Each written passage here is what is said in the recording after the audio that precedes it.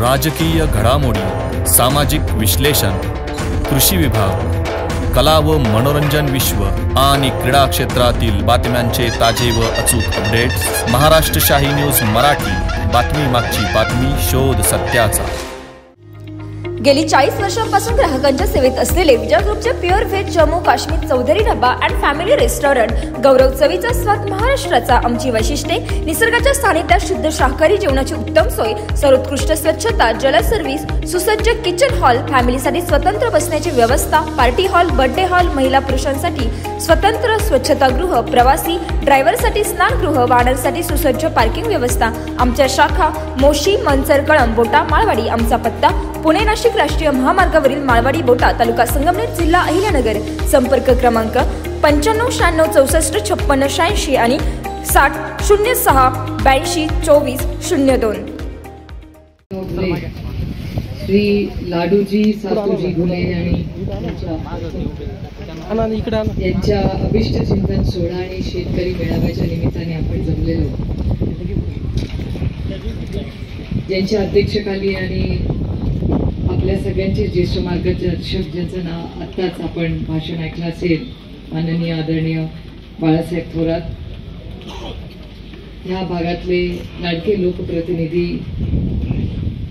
आमच्या सगळ्यांचे ज्येष्ठ नेते मार्गदर्शक भाऊसाहेब, डॉक्टर रामकृष्ण महाराज लवितकर, माननीय गणपतराव महाले, नानाजी ठक्करजी, माझे सहकारी संदीप वरपे, अमित भांगरे, अजय भाऊ, त्यानंतर या गौरव समितीचे सुनील घुले, भाऊसाहेब घुले, ज्ञानदेव घुले, राजू खरात, भाऊसाहेब कोटकर, व्यासपीठावरील सर्वच मान्यवर उपस्थित बंधू आणि भगिनींनो, आज चंद्रकांत आणि नितीनदारांच्या आग्रहास मुळे आपण आज इथे या अतिशय सुंदर आणि घरगुती अशा कार्यक्रमाच्या निमित्ताने जमलेलो आहोत।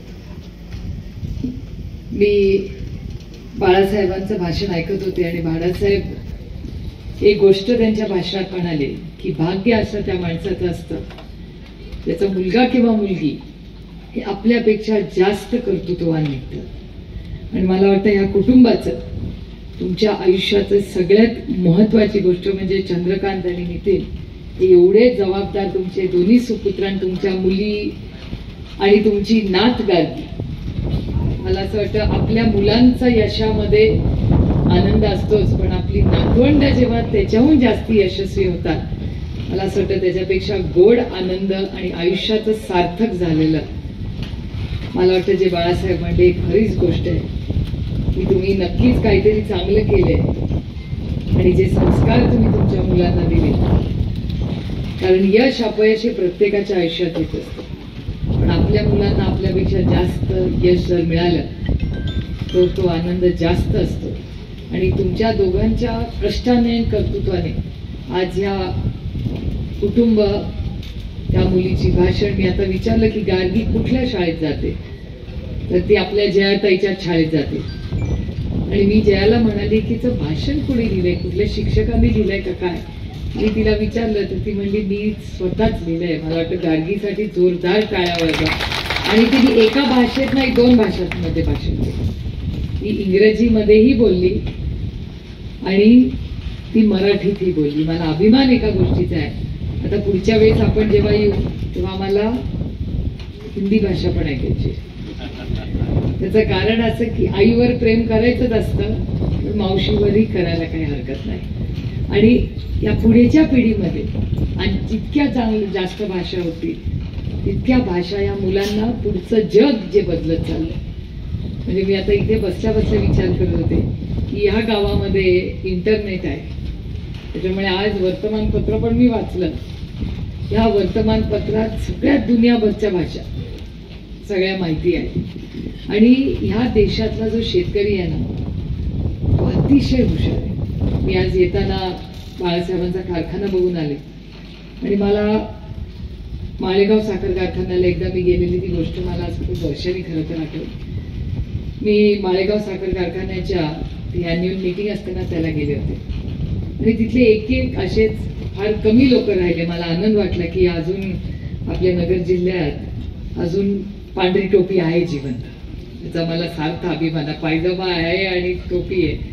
तशी माझ्याही लोकसभा मतदारसंघात ज्याचा उल्लेख बाळासाहेबांनी केला, भोर, वेल्ला, मुळशीमध्ये अजूनही पायजमावाला कडक आणि कडक टोपी घालणारा शेतकरी आजही आहे आणि त्याला अभिमान आहे त्या टोपीचा.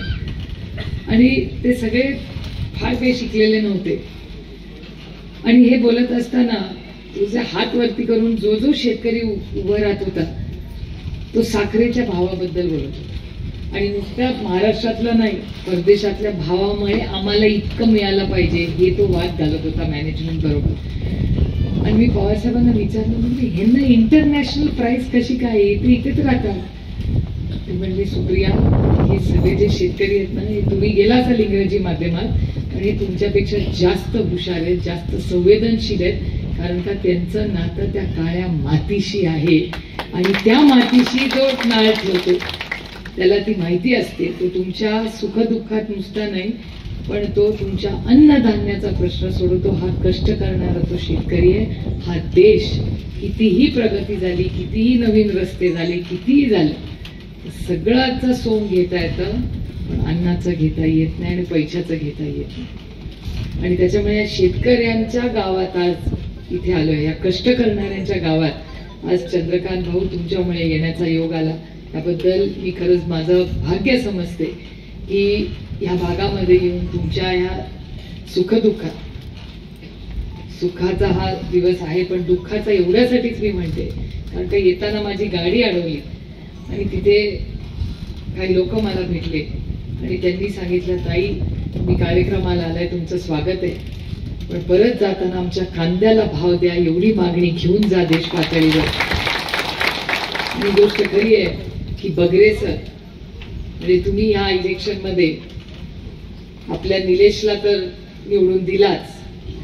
कुणाला वाटत नव्हतं निलेश लंके निवडून येतील, पण तुमच्यासारख्या विश्वास ठेवणाऱ्या या निलेश भाऊच्या मागे ज्या पद्धतीने हा जिल्हा उभा राहिला त्याच्याबद्दल कितीही आम्ही आभार मानले तरी कमी आहे.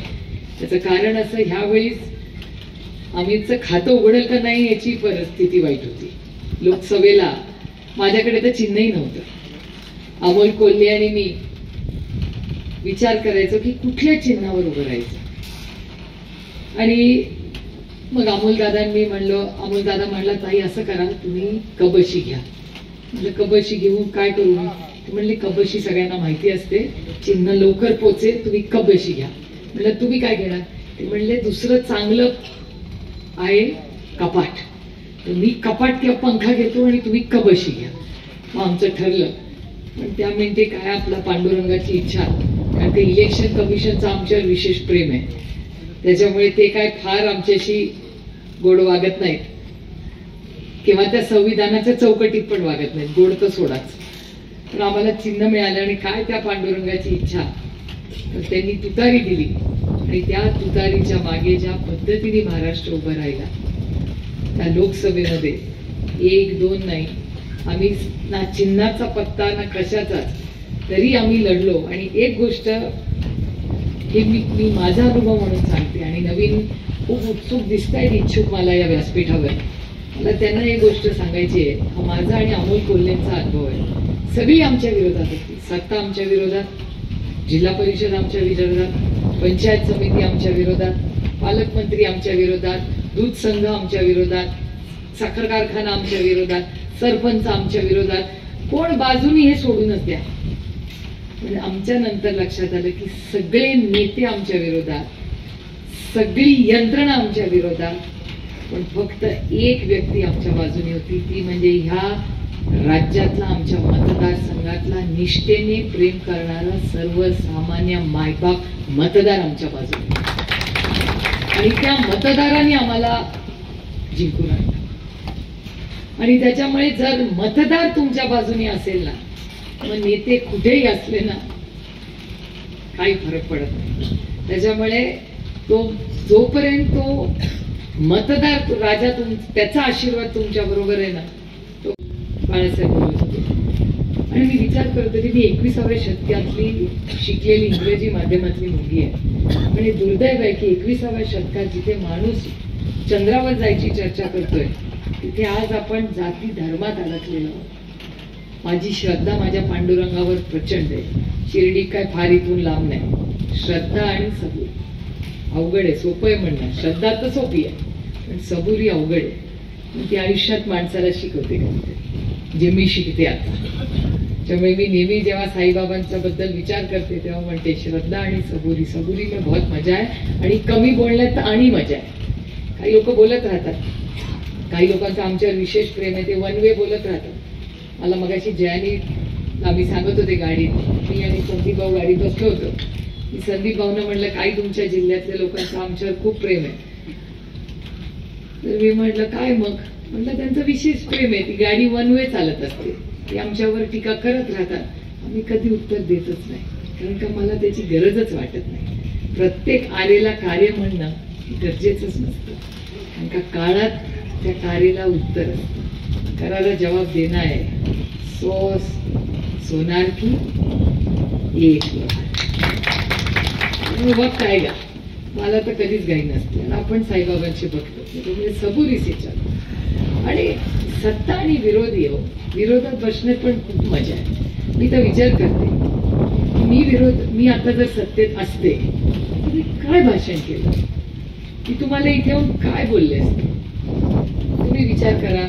म्हणजे मी विचार करतो ते रामकृष्ण हरिबाई माझ्या पांडुरंगाची इच्छा मी विरोधात आहे, कारण का मला नाही त्या शेतकऱ्याच्या दुःखामध्ये त्याच्या अश्रूमध्ये सहभागी व्हायचं, मला त्याच्या आनंदात सहभागी व्हायचं, त्याच्या दुःखात नाही. आज कांद्याचा भाव काय मला अजूनही आठवत होतो दिवस. वाघचौरे साहेब आपण पार्लमेंटमध्ये होता मला वाटतं तेव्हा आदरणीय पवार साहेब शेती मंत्री होते.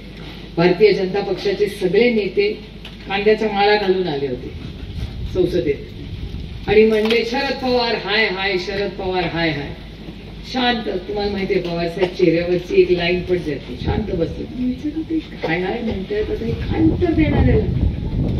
आणि पवार साहेबांनी उत्तर दिलं की तुम्ही माझी कितीही हाय हाय करा, कांद्याचा भाव तेव्हा वाढला होता, मी पडू देणार नाही. कितीही तुम्ही माझा विरोध करा पण कांद्याला जो भाव मिळतोय तो भाव मिळालाच पाहिजे. आणि लागतो किती हो कांदा माणसाला? मला सांगा, स्वयंपाकघरामध्ये किती कांदा लागतो? एवढा तर लागतो ना. तो जरा त्याला चांगला भाव मिळणार. कोण आहे कांद्याचं शेती? तो 100 एकरवाला नाहीये. तो जाती छोटी ज्याची कमी जमीन असते, कमी पाणी असतं, तो कष्ट करणार तोच असतो ना कांद्याचा शेतकरी. मग त्याला जर 2 पैसे मिळाले तर काय अडचण आहे? असे 50 पैसे भाव नाही आहे त्या कांद्याला. केळी काय परिस्थिती आहे केळीची? आज केळीला भाव नाही. माझ्याच लोकसभा मतदारसंघात एक काळ असा होता की मला त्या जैन इरिगेशनला फोन करायला लागायचे, ओ जरा केळ्याचं पीक द्या, लवकर द्या, ते तुमचे सॅम्पल आम्हाला आमच्याकडे. तेव्हा लाखो रुपये लोकांनी कमवले. आज काय परिस्थिती आहे केळीची? झेंडू आम्हीच लावला. मी तुम्हाला माझ्याच घरची सांग, 30-40 रुपयाला झेंडूच्या वर गेला नाही यावेळेस. गेला का मला सांगा? काय भाव होता मार्केटमध्ये झेंडूला एवढ्या सणाला? कारण का कुणाच्या हातात पैसेच नाही. सरकारने काय सांगितलं होतं? दिवाळी गोड करू. कुणाची दिवाळी गोड झाली? तुमच्या घरी झाली असेल, कारण का तुम्हाला शक्तीपीठचा रस्ता करायचा ना. जो रस्ता करणार आहे तो आला असेल मिठाई घेऊन. आणि कुणाला पाहिजे तो शक्तीपीठ? कोणी तर मागत नाहीये ना. रस्ता तर आहे ना शक्तीपीठाचा, तो 6 पदरी करायला तुम्हाला पाहिजे. आता शेतकऱ्याच्या आत्महत्या तुम्ही बघताय. कुणासाठी चाललंय हे? त्या शक्तीपीठाचा पूर्णपणे मी विरोध केलेला. मी विकासाच्या विरोधात नाही, पण जर 80,000 कोटी रुपये या सरकारकडे शक्तीपीठ करायला आहे तर तुम्हाला 10-20 हजार कोटी रुपयाची सरसकट कर्जमाफी करायला यांच्याकडे पैसे नाही. आणि आता काय म्हणतात, आम्ही कर्जमाफी कधीच बोललो नव्हतो. मी देवेंद्र फडणवीसांचं भाषण ऐकले. मी हे चॅनलवाले आहेत ना सगळे, यांनीच दाखवलंय.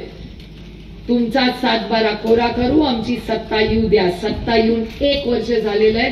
आता जाऊन बघा त्या लातूर, उस्मानाबाद, सोलापूर, कधी बघितलंय त्या शेतकऱ्यांचं नुकसान?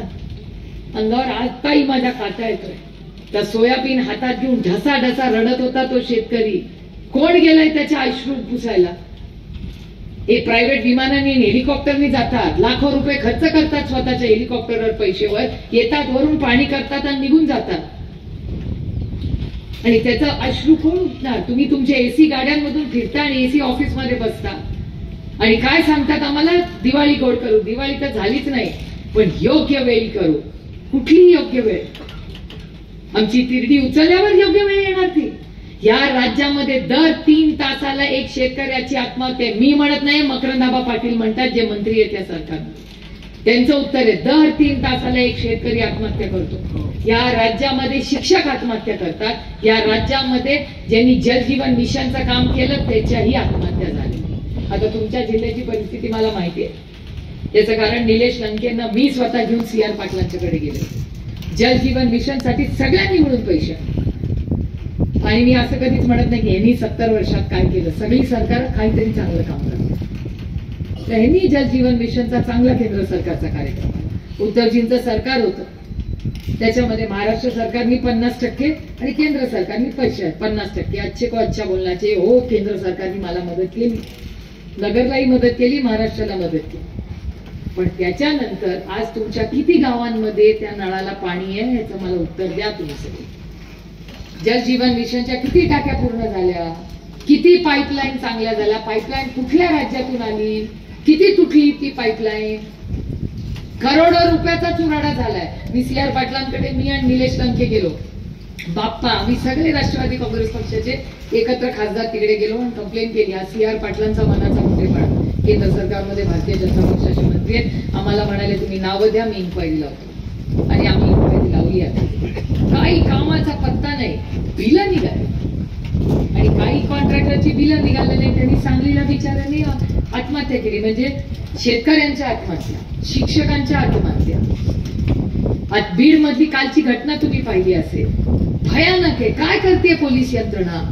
मला मुख्यमंत्र्यांच्या विरोधी बोलायला मी इथे आलेले नाही, पण बाळासाहेबांचं भाषण ऐकून मला प्रचंड अस्वस्थता जी जाणवते. आम्हाला रोज बघतो आम्ही, तो माणसाने माझी गाडी अडवली आणि म्हणला कांद्यावर बोला आणि इथून जाल तेव्हा कांद्याला भाव मिळेल, याच्यासाठी लढा आमच्यासाठी. सत्ता कुणासाठी आहे? सत्ता ही काय मिरवण्यासाठी नसते. सत्ता ही तुमच्या आयुष्यात एक चांगला बदल करण्यासाठी असते. पण ते सोडून सगळं हे सरकार करते. ठीक आहे, आम्हाला अपयश आलं विधानसभेला, पण मी खरंच म्हणते, भाग्य माझं की मी या सरकारमध्ये नाहीये. काय तोंड दाखवलं असतं मी तुम्हाला? आणि काय म्हणतात त्यांची एक टॅगलाईन आहे नेहमी, यही समय है सही समय. ऐकलं का नाही तुम्ही? आणि मग माननीय मुख्यमंत्री म्हणतात, योग्य वेळी मी नक्की करीन. तुमची योग्य वेळ कधी येणार? यही समय है सही समय है. सरसकट कर्ज माफी करा. आणि मी तुम्हाला शब्द देते की सरसकट कर्ज माफी जोपर्यंत हे सरकार करत नाही, आम्ही या सरकारला स्वस्त बसून देणार नाही. म्हणजे आमचं कर्तव्य आहे. आणि ठीक आहे, हालचाल आहे. आता विधानसभा आहे, आपलं या सगळ्या इलेक्शन आहेत, सगळी गडबड होणार आहे. सगळं कोण जाणी तो की जो होगा सो होगा. आणि शांत बसा आणि फक्त मजा बघा. आणि बटन दाबायची वेळी आहे. रामकृष्ण आणि म्हणायचं ना, आपल्याला योग्य वाटेल ते बटन दाबायचं. जो आपल्या सुख दुःखात असेल ना, त्या व्यक्तीलाच मतदान करा. कोणी तुम्हाला जो योग्य वाटेल तो. ही लोकशाही आहे, प्रत्येकाला मतदान करायचा अधिकार. पण जो आपल्या सुखात नाही, अशा सरकारला आज ना उद्या आपल्याला इथून हद्दपार करावं लागणार आहे. हे दुर्दैव आहे महाराष्ट्र. पंजाबमध्ये सरसकट कर्जमाफी झाली, 7-12 कोरा केला पंजाब. मग महाराष्ट्र का नाही करू शकत? कांद्याला भाव नाही, दुधाच्या अडचणी आहेतच सगळीकडे. आणि आता अमेरिकेचं, आता ट्रम्प बद्दल बोलते. आता ही एक गंमत झाली. सगळ्यांना ट्रम्प माहिती आहे. एक काळ असा होता, कोण ट्रम्प काय घेणं देणं नाही. पण मोबाईल मध्ये माझा एक चालक आहे प्रथमेश नावाचा, पुण्यामध्ये. परवा तो मला म्हणला, मला जरा दिवाळीला बोनस जास्त द्याल का? म्हटलं कशासाठी रे बाबा, तुझं काय लग्न नाही झालं, तुला कशाला एक्स्ट्रा बोनस पाहिजे? मला म्हणतो की नाही ताई, मला ना माझ्या आई वडिलांना फोन घ्यायचा. म्हटलं आईला साडी घेतलेली, आईला फोन घेणारा पहिलाच असेल. म्हणलं कशासाठी? नाही, माझ्या आईला ना जरा तो युट्यूब वाला फोन पाहिजे. म्हटलं काय रे, तुझी आई तर रानात जाते, हेच तर झालंय ना ताई, काळ बदललाय. आमचे आई वडील रानात जातात आणि दुपारी ऊन वाढलं ना की झाडाखाली बसून युट्यूबवर सगळं बघतात. त्याच्यामुळे त्याच्या आईला पण ट्रम्प माहितीये. आणि ट्रम्प बाबा काहीतरी करतोय ज्याच्यातून तुमचं माझं नुकसान होऊ शकतं अशी परिस्थिती आहे. पण मी तुम्हाला शब्द देते, जरी आम्ही विरोधात असलो आणि ट्रम्प बाबांनी काही मागण्या केल्या तरी जर भारत सरकारने शेती बाबतीत कुठलंही चुकीचं धोरण केलं, कारण का आजपर्यंत अमेरिकेबरोबर आदरणीय पवार साहेब असतील आणि काँग्रेस पक्ष असेल, आणि मी तुम्हाला जबाबदारीने सांगते, हे म्हणतात ना 70 साल में तुमने क्या किया, अरे 70 साल में ना ज्या अमेरिकेशी आम्ही लढत राहिलो ना त्याला शेतीमध्ये 1 इंच आम्ही येऊ दिलेलं नाही. हे आम्ही 70 वर्षात केलेलं आहे. आणि या सरकारने, जर भारत सरकारने अमेरिकेला शेतीमध्ये येऊ दिलं तर मग टोकाची लढाई आहे. आपल्याला सगळ्यांना रस्त्यावर उतरून अमेरिकेला आम्ही बाकी सगळी मैत्री ठेवू पण शेतीमध्ये येऊ देणार नाही. आणि ही मोठी लढाई आहे. आता होईल की कशी होईल माहिती नाही. आम्ही पण इथून जोरात रेटतो, आदरणीय पवार साहेब स्वतः लक्ष घालून आहेत त्याच्यात. पण आपण परदेशाशी मैत्री ठेवावी, देवाणघेवाण द्यावं. तुम्ही आमचं घ्या, आम्ही तुमचं घेतो, पण बाकी सगळ्यामध्ये करू. मोबाईल मध्ये करू, त्या इन्फोसिसच्या सर्व्हिसेस मध्ये करू, पण शेतीमध्ये परदेशातला कुठलाही माणूस गुंतवणूक करू देणार नाही म्हणजे नाही. त्यामुळे आपल्याला सगळ्यांनाही मोठी लढाई आहे. आता पुढच्या 15-20 दिवसात कळेल नक्की काय होईल. पण या सगळ्याचा गांभीर्याने विचार करा. महिलांना तुम्ही करा, असं म्हणू नका आपचं काय बघून घेते. जमाना गया, तुमचा पण 50% अधिकार आहे. आता जे इलेक्शन येणार आहे ना, जिल्हा परिषद, पंचायत समिती, सगळ्यामध्ये 50% महिला, म्हणजे 1000 सीट लागल्या ना तर 500 सीट मध्ये महिला आहेत. विचार करा, म्हणजे 50%. आम्ही तर विचार करत होतो पहिला, परवा आम्ही पक्षाची लिस्ट घेऊन बसलो होतो तेव्हा आम्ही विचार करत होतो संदीप दादा की हजारो महिला लागतील या इलेक्शनला, प्रत्येक पक्षाला. त्याच्यामुळे निर्णय प्रक्रियेत तुम्ही खूप मोठा भाग आहे. आणि सत्तेचा नुसता निर्णय नाही. मगाशी यांनी आबांचं नाव घेतलं, चंद्रकांत दादा, आबाची आठवण तुम्ही काढली, मला खरंच आनंद वाटला. कारण आबा मला माझ्या मोठ्या भावासारखे. आजही ज्या दिवशी आबा गेले, आबाला शेवटचा श्वास घेताना डॉक्टर सोडून कोण होतं? तुम्ही होते, बाकी कोणी नव्हतं ICU मध्ये. सगळे त्यांची फॅमिली कोलॅप्स होऊन रडत होती आणि मी डॉक्टरला सांगत होते प्रयत्न करा, प्रयत्न करा, प्रयत्न करा. माझ्या डोळ्यासमोर ते ICU वरनं शून्यावर झालेलं मी पाहिलं. आणि ह्या काळ्या मातीशी प्रचंड प्रेम असणारा नेता. खूप मोठं नुकसान महाराष्ट्राचं झालं. पण आबांनी एक निर्णय घेतला होता. ते मंत्री असताना त्यांना एका महिलेने फोन केला रडत. त्यांना काय वाटलं, नवऱ्याने मारलं का काय. त्यांनी फोन केला, ते म्हणाले की का रडते तू?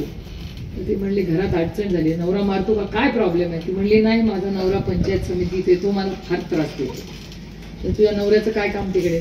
म्हणले ऐकतच नाही, रोज येतो माझ्याबरोबर, जातो माझ्याबरोबर.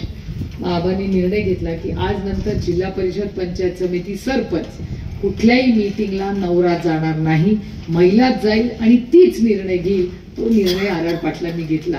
आणि आमच्या महिला भगिनी निर्णय प्रक्रियेत गेल्या. पवार नाही, SP म्हणजे सरपंचपती. कधी कधी गावात गेलं ना की माझ्या मतदारसंघात अमित गेले ना मी, की आधी माझ्या नोट असते की या गावात चाललोय आणि हा सरपंच आहे, ही महिला आहे. मी तिथे गेल्यावर एक पुरुष उभा राहतो आणि म्हणतो नमस्कार ताई, तुमचं स्वागत आहे. सरपंच कुठे? मीच आहे ना सरपंच. विचार करते गाडीत तर नाव तर लिहिलं होतं महिलेचं, हा बाबा का पुढे पुढे करतोय? तुम्ही म्हणायला ना, मग मी PA ला विचारते ते नोट कुठे आहे? तो सांगतो नाही ताई महिलाच आहे. आमचा कोडवर्ड आहे SP. तुम्हाला हळूच येऊन PA म्हणतो ताई SP. मी त्याला विचारते त्याचा पण सन्मान आहे ना. मग त्याला प्रेमाने विचारते पण सरपंच तुम्ही आहात का तुमच्या मिसेस? नाही तीच आहे, पण मीच सगळं बघतो. म्हणलं ती कुठे? ती घरी आहे ना. उसको बोला. बर यायचं, माझ्या शेजारी बसायचं कार्यक्रम आणि माझ्या आधी भाषण करायचं. मग ती बायको म्हणते नको नको, मी कधीच नाही केलं. म्हटलं आयुष्यात प्रत्येक गोष्ट कधीतरी पहिल्यांदा करायची असते. आज मी तुझं भाषण लिहून देतो, तू कर भाषण. कारण आरक्षण आदरणीय पवार साहेबांनी हे फक्त तुम्हाला घरात बसण्यासाठी नाही, तो उंबरठा ओलांडून निर्णय प्रक्रियेमध्ये तुम्हाला अधिकार देण्यासाठी आहे. लाडकी बहीण योजनेत तुम्हाला पैसे दिले, तुमच्या अकाउंटमध्ये पैसे आले, पण निर्णय प्रक्रियेमध्ये आरक्षणातूनच तुम्हाला चालले. त्याच्यामुळे या गोष्टीचा खूप गांभीर्याने विचार करा. आता तुमच्याकडे किती पैसे चंद्रकांत भाऊ कमी झाले मला नाही माहिती. माझ्या मतदारसंघात तर लाखोनी महिला कमी केल्या. या किती 6,500 कुठे कमी झाल्या? अकोले तालुक्यात. आणि तुमच्याकडे 15,000. बारामती लोकसभा मतदारसंघात तर प्रत्येक तालुक्यात 9 तालुक्यात 6,000, 8,000, 10,000 या राज्यामध्ये 25 लाख महिला कमी केलेल्या. का केल्या, कशा केल्या सगळं होईलच आता. आणि 1500चे 2100 काय करत नाही सरकार. कारण मी खरं तर या विषयावर बोलणार नव्हते. आणि एक गोष्ट खूप गांभीर्याने मला तुम्हाला सांगायची की ह्या सरकारची तिजोरी खडखडाट आहे त्याच्यात. आणि दुर्दैव आहे यात शेतीचे विषय, महागाई, बेरोजगारी आणि भ्रष्टाचार. आणि महाराष्ट्र सरकारची आर्थिक परिस्थिती ही इतकी गंभीर आहे की सरकारकडे पैसे नाही आहेत. आणि जर असंच राहिलं तर काही महिन्यांनी पगार करायला पण यांच्याकडे पैसे नाही. त्यामुळे महाराष्ट्र असा कधी आर्थिक परिस्थितीत अडचणीत नव्हता. हे दुर्दैव आहे की या सरकारच्या मध्ये ही परिस्थिती. आमची तर रोज त्यांच्याशी ह्या सगळ्या गोष्टींवर लढाई होते. पण लढाई तर आम्ही करत राहू, वैचारिकही होईल. कारण का माझी प्रचंड माझ्या पांडुरंगावर श्रद्धा आहे. मी अंधश्रद्धेच्या विरोधात. श्रद्धा ही कुणावरही तुमची असू दे, तुमचे आई वडील असेल, तुम्हाला साईबाबा असेल, तुम्ही म्हणजे जे काय तुम्ही खंडोबा असेल, ज्याची प्रत्येकाची श्रद्धा ही असलीच पाहिजे या मताची. पण अंधश्रद्धा करू नका. आणि दुर्दैव आहे की आज महाराष्ट्रामध्ये आपल्या जिल्ह्यातले काही लोक मध्ये आले होते माझ्याकडे, जोरात जोरात भाषण करून गेले. आम्ही म्हणलं असली भडकाऊ भाषण, लोकांमध्ये भांडण लावायची भाषण ते आम्ही सहन करणार नाही. आणि नगर मधल्याही जनतेने ती सहन केलेली नाही.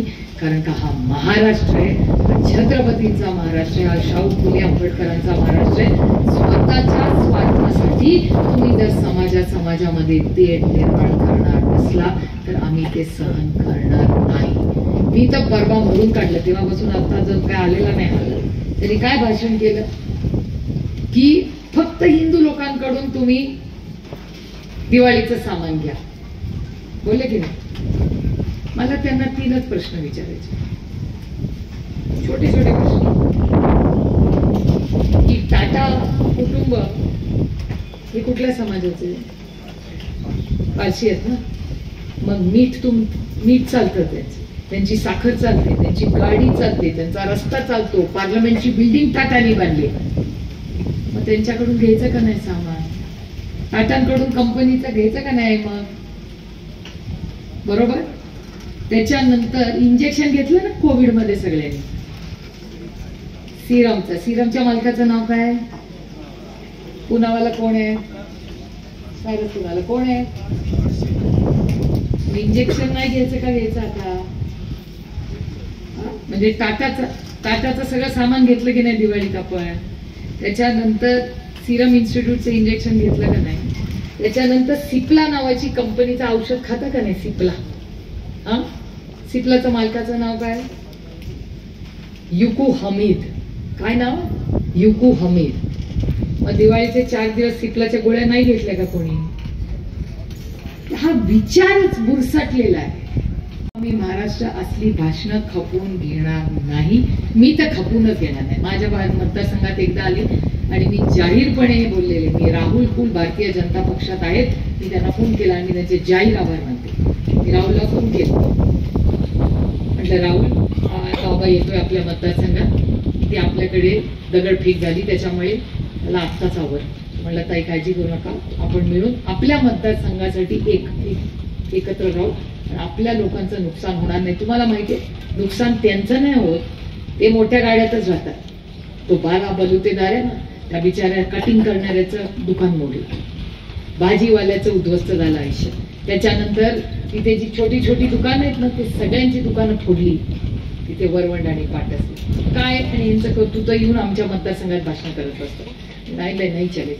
माझ्या मतदारसंघात परत येऊन अशी भडकाव भाषणं केली ना, गाठ माझ्याशीच आहे. माझा मतदारसंघ सुरू होतो ना, तिथेच आडवी उभं रंगी येते, बघतो कसा येते माझ्याकडे. नाही चलेगा याचा. आम्हाला अभिमान आहे आम्ही भारतीय असण्याचा. अरे साजे जहा से अच्छा हिंदुस्तान हमारा नामा. मग कशाला आम्हाला जाती जातीमध्ये अडकवताय आणि भेद करताय. इथे माझे अश्रू बघा माझ्या शेतकऱ्याचे, त्याच्यावर का नाही भाषण करत तू. ज्याचे पैसे मिळाले नाहीत, तर कॉन्ट्रॅक्टर ज्यांनी त्याचं आयुष्य उद्ध्वस्त झालं त्या 32 वर्षाच्या मुलाच्या, त्याच्या घरी का नाही जातो. ज्या त्या शिक्षिकांनी आत्महत्या केल्या त्यांच्या घरी गेलेले बघितले ते लोक कधी. का कुठल्या शेतीमध्ये पाणी जिथे अडचण होतं, सोयाबीनला भाव नव्हता, कांद्याला भाव नव्हता, त्याच्यासाठी आंदोलन केलंय. तुम्ही फक्त तेढ निर्माण करता आणि आमच्या भारताचं नुकसान करता असली भाषण करू. त्यामुळे हे कुठेतरी आपण थांबवलं पाहिजे आणि ह्याच्यासाठी कधी ना कधी तुम्हीही बोललं पाहिजे. मी तर बोलतेच, कारण का मला हे भुरसटलेले विचारच पटत आणि मला विश्वास आहे या भारताच्या आणि महाराष्ट्राच्या मातीवर की 29 मध्ये असलेल्या लोकांना ना घरी पाठवायचं काम हीच मायबापचं. कारण का आपला देश हा सर्व सामान्य सगळ्या लोकांना एकत्र घ्या. आम्हाला अभिमान येतो. अरे आम्ही नगरला जेव्हा येतो तेव्हा आम्ही विचार करतो, आपल्या त्या ताई होत्या आठवतं, त्यांचं साडीचं दुकान होतं, तिकडे जायचो. मग आपला नगरचा आपला तो वेळवाला अहिल्यानगरवाला, त्याच्याकडे वेळ खा, अशा आनंदाने गुन्हा. आणि ह्या देशातलं सगळ्यात महत्वाचं पुस्तक जे पंडित जवाहरलाल नेहरूंनी लिहिलं, डिस्कव्हरी ऑफ इंडिया, जे जगामध्ये वाचलं जातं ते अहिल्यानगरमध्ये लिहिलेलं आहे. जेव्हा ते जेलमध्ये होते, ही अहिल्यानगरची ओळख. आणि या बाबांनी काय भरून ठेवली ओळख की इथे हिंदूंकडून सामान घेऊ नका. एक बरं झालं त्यांच्या पक्षाने नोटीस पाठवली त्यांना. आता पुढे नोटीसचं काय झालं मला माहिती नाही. मी तर त्या पक्षाला सांगितलं तर आवरा आहे सगळे लोक आणि पक्षातून काढून टाका. कधीतरी आयुष्यात स्ट्रॉंग डिसिजन घ्यायलाच पाहिजे, कारण का ते राज्याच्या हिताचे नसतात. पण ही दुर्दैवाने महाराष्ट्राची परिस्थिती आहे. पण आपल्याला बदल करावा लागेल आणि करू आपण. मला विश्वास आहे की महाराष्ट्राच्या हितासाठी आपण सगळे एकत्र राहू आणि महाराष्ट्राच्या हितासाठी आपण ह्या सगळ्या कुटुंबांनी जो प्रयत्न केलाय, त्या घुले कुटुंबाचा जो विचार आहे, त्या सगळ्या विचार तुम्ही मगाशी चंद्रकांत दादा तुमच्या भाषणात बोलला की ह्या गावामध्ये कधीच कटुता कुठल्याही समाजात आली नाही, कारण का तुमच्या वडिलांनी सगळ्यांना एकोपा ठेवला. मला असं वाटतं असे अजून लोक, जसे प्रत्येक गाव वाडी वस्तीवर घुले कुटुंब आज आहे. एखादाच कोणीतरी तो टाकतो एखादा मिठाचा, कुठेतरी थांबवलं पाहिजे. आणि तुम्ही सगळ्यांनी आज हा अतिशय सुंदर पण घरगुती कार्यक्रम केला आणि मला एवढा आमंत्रित केलं. एवढी सुंदर जी आम्ही येताना गंमत वाटली मला, पण जो उत्साह सकाळी आल्या आल्या बघितला याबद्दल त्या लेझिम करणाऱ्या महिलांचेही मी मनपूर्वक आभार मानते. अतिशय सुंदर त्यांनी हा कार्यक्रम केला. म्हणजे या सगळ्या घुले कुटुंबाला मनापासून शुभेच्छा देते आणि देवाचरणी पांडुरंगा एवढीच प्रार्थना करते की इळाबिळा टळू दे, वडीचं राज्य येऊ दे आणि या राज्यातल्या प्रत्येक शेतकऱ्याला काय म्हणताय बघा, मी सरसकट कर्जमाफी देऊ दे म्हणताय, ते आम्हाला तिकडून इशारा करून म्हणतायत कांद्याला भाव देऊ दे. कशाला? कांद्याला भाव पाहिजे ना. तुमची बहिणी लढेल, काळजी करू नका. पुढच्या वेळेस आले ना सत्तेवाले की त्यांना घाला कांद्याच्या माळा आणि सांगा तू याला भाव दे, नाही तर तुला यूज देत नाही मी गावामध्ये. खरंच म्हणजे आम्ही तर टोकाचा तिथे बगरे सर आहेत आपले, ते करतातच आहेत आंदोलन. मीही केंद्र सरकारशी बोलणार आहे या बाबतीत. पण ही जी अडचणीत आलेली शेती आहे त्याला न्याय द्यायचा प्रयत्न आम्ही सगळे मिळून करू.